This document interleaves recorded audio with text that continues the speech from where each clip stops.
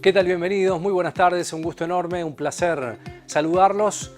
Recuerden que estamos en nuestro canal de YouTube, allí nos encuentran como Sujetos de Derecho y también en todas nuestras redes sociales. Bienvenidos, muy buenas tardes, comienza Sujetos de Derecho.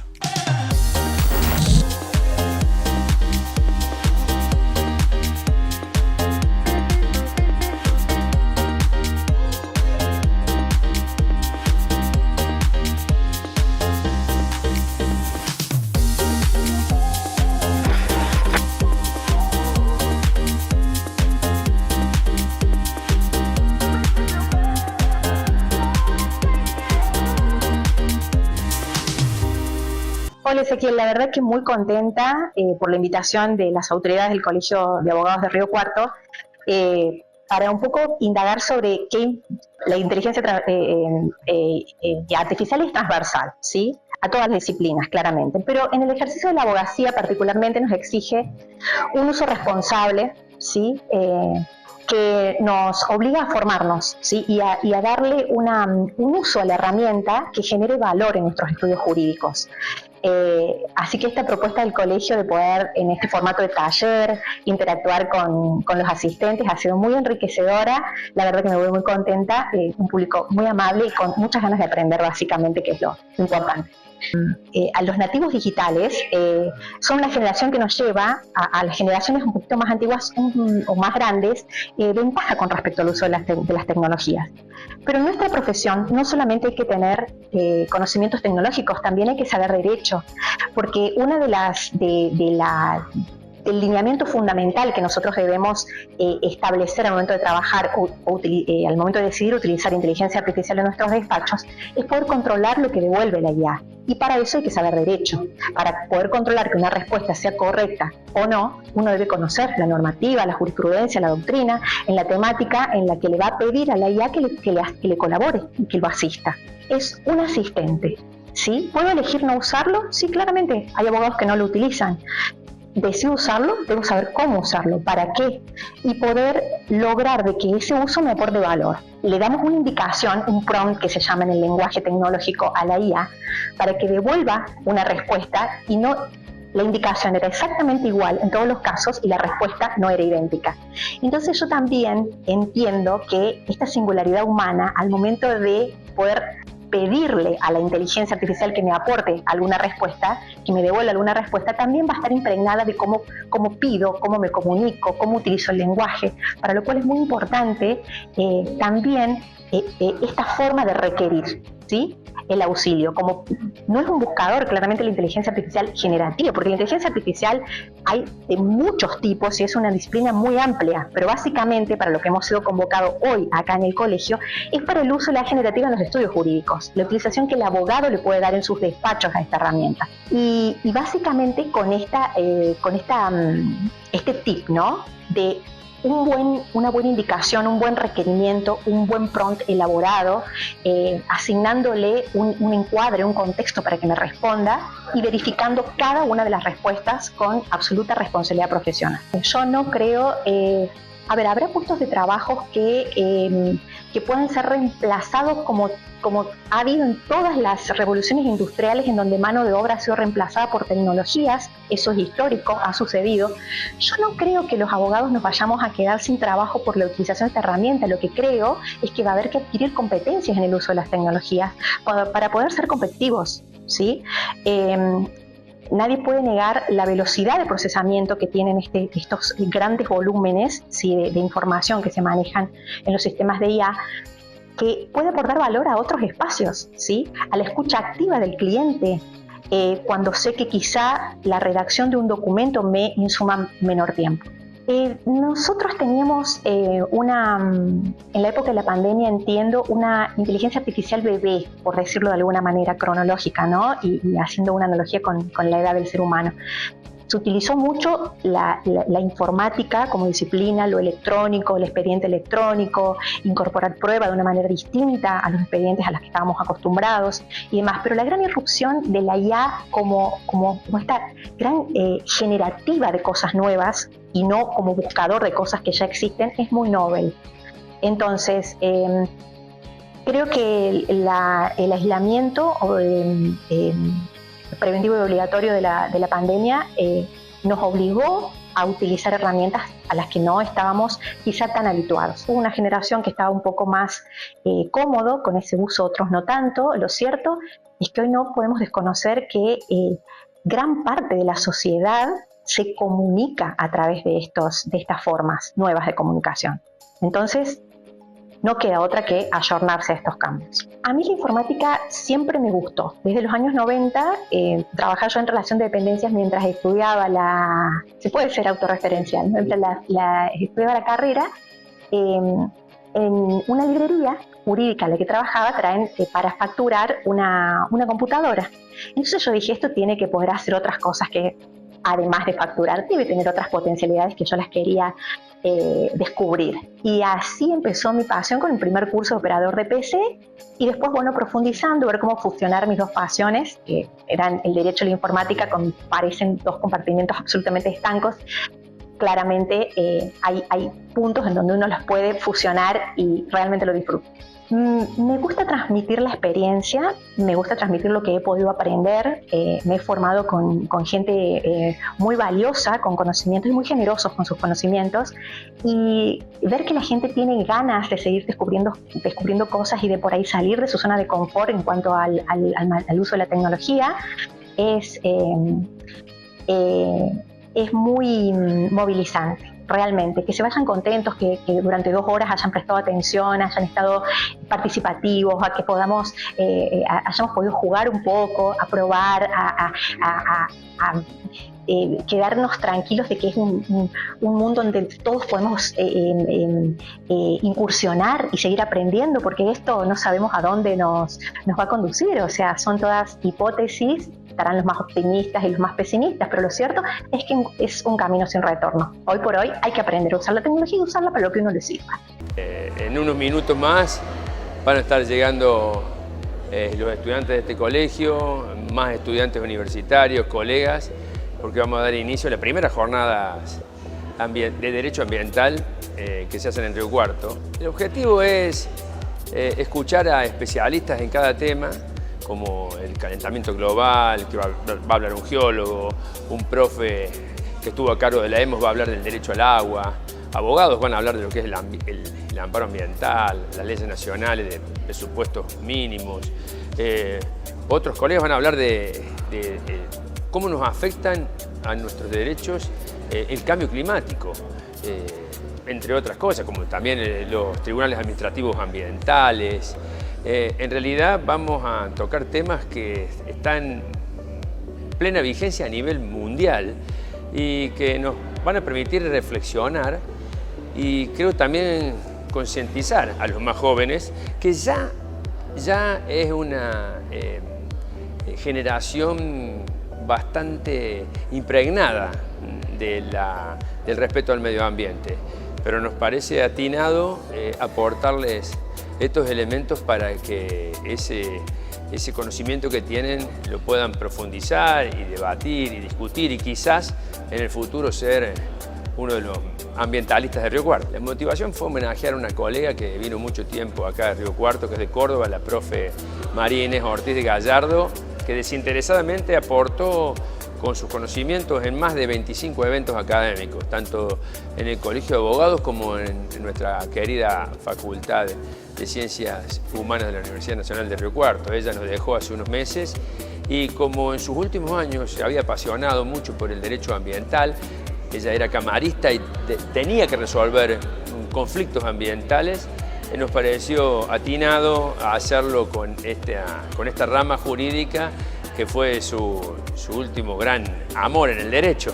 El otro amor va a venir, así que lo vamos a esperar esta tarde, que va a llegar el esposo de María Inés y uno de sus hijos que estudia abogacía, así que le vamos a entregar un certificado de asistentes especiales. Bueno, la principal motivación es que se hace un homenaje a una muy querida amiga, que es Inés Ortiz de Gallardo. Eso es lo principal. Lo segundo es también que la actividad se haga en este colegio. Para nosotros la difusión de lo que es el derecho ambiental es muy importante. Y además en el Colegio de Abogados, que para nosotros la colegiatura, el Colegio Público de Abogados, siempre es una institución muy importante para el desarrollo de la profesión, así que en el aspecto institucional nos parecía que era muy importante, y la temática también porque me parece trascendente en estos tiempos poder marcar las pautas de lo que es el derecho ambiental, la gestión ambiental, que está tan vapuleada tanto por los extremos de un lado como los extremos del otro. Entonces, poner un poco de paños fríos y decir algunas cuestiones de la seriedad que tiene este tema, ¿no? Lo principal es saber que el hombre en la modernidad adquirió una capacidad que nunca tuvo, que es la de poder modificar las condiciones que en el planeta permiten la vida. Entonces, lo que tiene es que tener la sabiduría para poder no hacer eso y corregir sus acciones, evitando que suceda ese problema y, por lo tanto, permitiéndose satisfacer sus necesidades, pero de manera juiciosa. Así dicen los convenios internacionales, cuidando, previniendo los impactos que pueden traer problemas muy graves sobre la viabilidad tanto de la especie humana como del resto de las especies. Entonces es un desafío y en ese sentido la Argentina tiene un rol importante porque todavía en materia de recursos naturales y de bienes ambientales no tiene tanta pauperización. Entonces es importante tener una buena agenda ambiental. Y la Argentina, por ejemplo, en contribuciones de gases de efecto invernadero a nivel mundial, no tiene una contribución muy alta, es decir, no es un país que mueva el amperímetro del cambio climático, por ejemplo. Pero sí recibe los problemas del cambio climático que generan otros países. Entonces es importante tener una buena agenda en ese sentido de lo que se llama la adaptación al cambio climático. La mitigación es la que trata de no emitir gases, pero la agenda de adaptación es la que hace que los países traten de tener políticas para evitar los problemas que traen las lluvias descontroladas, los vientos mucho más fuertes. Todos estos episodios que se están viviendo tienen que ver con eso y bueno, y es importante que la Argentina tenga una agenda en ese sentido y además que aborde los problemas estratégicos. No tiene la Argentina leyes estratégicas ambientales, tiene leyes ambientales pero no abordan los temas más importantes y eso sería importante porque corregiría, ordenaría todo el resto de la legislación provincial. Así que es un desafío en los años que vienen ir por un derecho ambiental mucho más preciso, ¿no? Es decir, el título que elegí es Desarrollo Sostenible porque la Agenda 2030, que es la Agenda de Desarrollo Sostenible, ha recibido muchas críticas por sectores negacionistas. También hay otros sectores extremos que lo que proponen es casi una vuelta a la naturaleza y lo que la Constitución argentina nos enseña con mucha sabiduría es que el punto es un punto intermedio, es decir, lo que hay que tener es la posibilidad de desarrollar actividades productivas, pero como le decía al comienzo, de manera juiciosa, utiliza la palabra utilización racional de los recursos naturales. Es decir, un punto intermedio, sin ir ni para un extremo, que sería anular el desarrollo, ni para otro extremo, desconocer las consecuencias que tiene si hacemos las cosas sobre el planeta sin ningún control. Y ese punto intermedio, bueno, un poco mi conferencia de cierre va a ir por ese lugar, es la propuesta de la Constitución y es lo que nos falta desandar hoy en esta visión que yo le decía quirúrgica que hay que tener para abordar las legislaciones que nos faltan. La Corte ya está yendo en ese sentido en las últimas sentencias de los últimos 3 años y me parece que lo que está faltando es abordar la disciplina desde ese enfoque. También es un logro de la reforma constitucional que menciona la educación ambiental como una obligación de las autoridades. Así que en ese sentido, para nosotros es muy importante que esté en la currícula porque usted piense que todo el andamiaje de derecho ambiental se crea a partir de una ciudadanía activa. Y la ciudadanía activa es ciudadanía informada, sin saber que tiene derechos, sin saber que puede exigir a las autoridades que hagan cosas. Esa ciudadanía no se ejercita y todo el sistema se cae. Entonces por eso es importante hacer docencia, estar en este lugar. Por eso yo le decía, volviendo en elipsis al comienzo, qué cosas me movilizaron para estar acá. Y una de ellas es estar en un colegio enseñando haciendo ciudadanía ambiental, que es de enorme trascendencia para que los chicos sepan que pueden exigir información, exigir participación ciudadana, acceso a la justicia. Así que me parece que va a ser una jornada muy auspiciosa.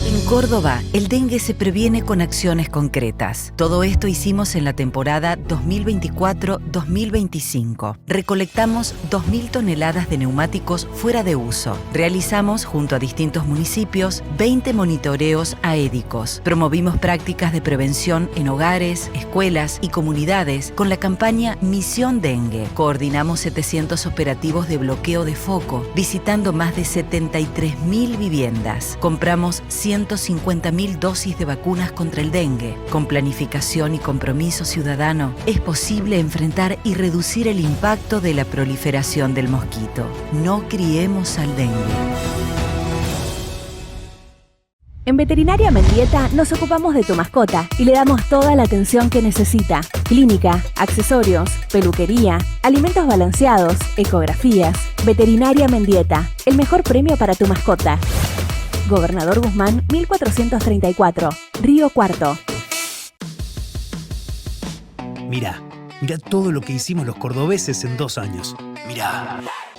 Equipamos a nuestras fuerzas de seguridad con 15.000 chalecos balísticos, uniformes, armas de fuego y 24.000 armas no letales. Además, entregamos 200 cámaras corporales y 3.600 teléfonos policiales. Incorporamos 400 camionetas y 600 motos que fueron distribuidas en comisarías de norte a sur y de este a oeste de la provincia. Porque para proteger a los vecinos, primero tenemos que proteger mejor a los hombres y mujeres que nos cuidan. Tener buen equipamiento te da tranquilidad para trabajar. Salís a la calle mejor preparado y eso se nota. Es más seguridad para todos. Córdoba eligió equipar a sus fuerzas de policía. Con la mirada puesta en la seguridad, los cordobeses hacemos. Gobierno de la provincia de Córdoba. Hacer para crecer.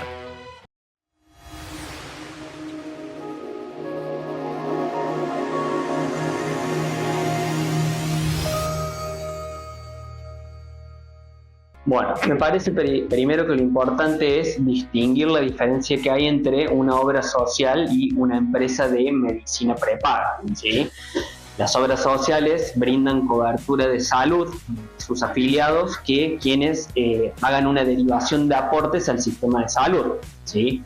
Distinto a las empresas de medicina prepaga que dan cobertura a sus socios contra el pago de una cuota, más un contrato en el marco de una relación de consumo. ¿Sí? Ahora bien, tanto las obras sociales como las empresas de medicina prepaga tienen que cubrir mínimamente lo que está establecido en el famoso PMO, Programa Médico Obligatorio, ¿sí? Esta es una cobertura que tienen que brindar sin excepción todas las obras sociales como las empresas de medicina prepaga. Además, otra cosa que mínimamente tienen que otorgar de cobertura son las prestaciones que surgen de la ley de discapacidad. ¿Sí? Una ley argentina que establece un sistema de protección para las personas con discapacidad y se tiene que otorgar sí o sí, sin perjuicio de otras prestaciones y medicamentos que pudiesen surgir. Mínimamente lo que está en el PMO se tiene que cubrir sí o sí. Siguiendo este tema de lo que se tiene que cubrir en base a asegurar la cobertura de lo que está en el PMO, la ley de discapacidad y eventualmente otra prestación o medicamentos, la persona siempre tiene el derecho a hacer un reclamo legal cuando nota una deficiente cobertura, o una nula cobertura, una cobertura parcial o una deficiente cobertura. Siempre la persona tiene salvo la posibilidad de iniciar un reclamo ante la obra social, ¿sí? Esto se da por medio del conocido amparo de salud. ¿Sí? El amparo de salud es un procedimiento que surge de nuestra Constitución Nacional que permite a un afiliado social o una empresa de medicina prepaga hacer un reclamo judicial para obtener la cobertura.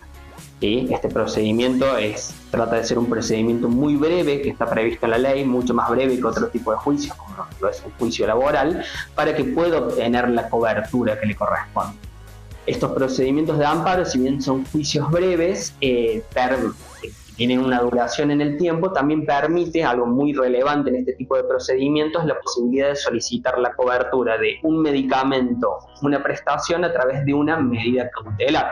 ¿Sí? Esto permite que el paciente, que el amparista que tiene un problema, que no le otorgan una cobertura en razón de un medicamento o una prestación, poder solicitarla cautelarmente. ¿Lo que quiere decir? Transita todo el juicio de amparo de salud y antes de ello la persona da cuenta con la prestación, acreditando ciertos requisitos.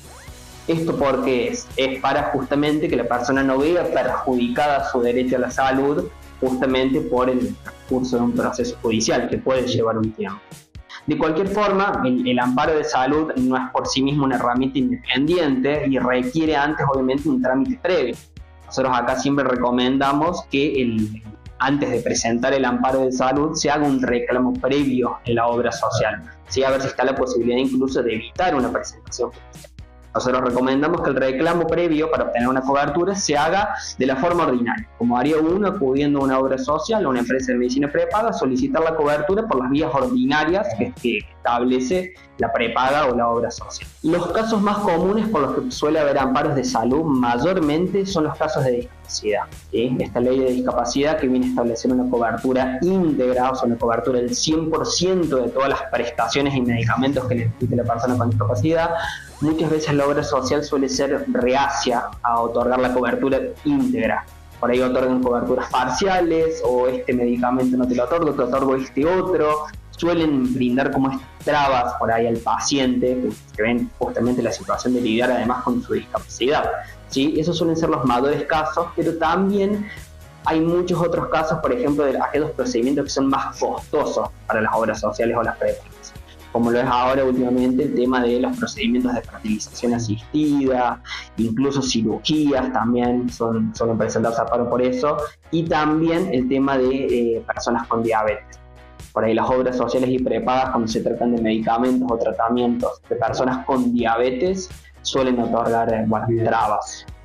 Bueno, en el caso de los jubilados también se da una situación particular, tanto el jubilado como la persona que se quedó sin trabajo, se da una situación particular porque produce un cambio sustancial en las condiciones personales del afiliado, si se quiere, ¿sí? La situación más vulnerable se da en el jubilado, tal vez, se da, ¿por qué? Porque el jubilado normalmente existe ya lo que es el régimen del PAMI, ¿sí? Es importante tener en cuenta que el régimen del PAMI es de adhesión voluntaria para el jubilado, ¿sí? Un jubilado no está obligado necesariamente a ir al régimen, ¿sí? El jubilado en este caso puede optar por conservar la obra social que tenía antes de acceder a la jubilación, de acceder a otra obra social que otorgue cobertura a jubilados o adherirse voluntariamente al régimen. Lo recomendable es, antes de verificar esta situación, hacer el reclamo que corresponda antes de acceder al beneficio jubilatorio. Ir adelantando con la obra social, la intención de conservar la obra social, ver la información que se brinda al respecto y demás.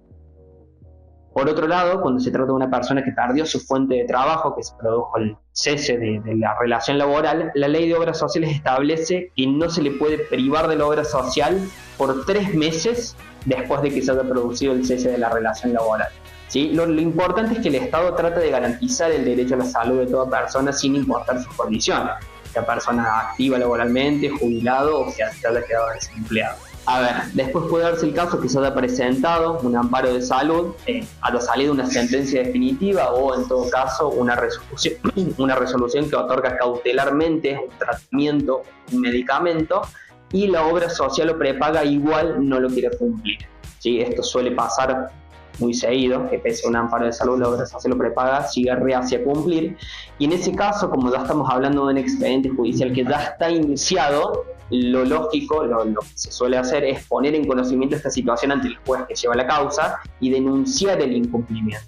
¿Sí? El juez, una vez que toma conocimiento de este incumplimiento por parte de la demandada, en este caso, lo que hace es intimar a la obra social a dar cumplimiento a su resolución judicial, en este caso, bajo percibimiento de aplicar lo que se llaman sanciones conminatorias, que son de cierta forma multas, son sanciones económicas que se imponen a quien no cumple con una resolución judicial, y además el apercibimiento de girar las actuaciones al fiscal de turno. ¿Por qué? Porque incumplir una orden judicial de cierta forma también es un delito. Bueno, los pasos para seguir para presentar antes un amparo de salud, nosotros como siempre recomendamos hacer el reclamo previo en la obra social. ¿Sí? Si este reclamo previo se traduce en dilaciones o demoras o ausencia de respuesta, lo lógico sería una intimación formal a la obra social que hace el paciente, ¿sí? Una intimación a través de una carta documento solicitando la cobertura bajo percibimiento de presentar el amparo de salud. En esa carta documento se solicita a la obra social que otorgue la cobertura o que brinde los fundamentos de por qué no la está otorgando, que eso también sirve de base para el futuro amparo de salud, eventualmente. Lo ideal es que en esta parte la obra social ya otorgue la cobertura, pero si sigue reacia a hacerlo, lo ideal es juntar toda la documentación de la que se dispone, certificados médicos con el diagnóstico, pedidos médicos del tratamiento o medicamento que se requiera, cualquier otra documentación más, historia clínica, estudios y demás, para poder presentar ya el amparo de salud en el tribunal que sea competente en este caso. De esta manera llegamos al final del programa. Gracias por la compañía, por seguirnos. Recuerden que estamos en nuestro canal de YouTube. Allí nos encuentran como Sujetos de Derecho. Agradecimiento muy especial al Colegio de Abogados de nuestra ciudad, donde grabamos habitualmente nuestro programa. Gracias por la compañía. Nos reencontramos el próximo domingo a las 13 y por Canal 13.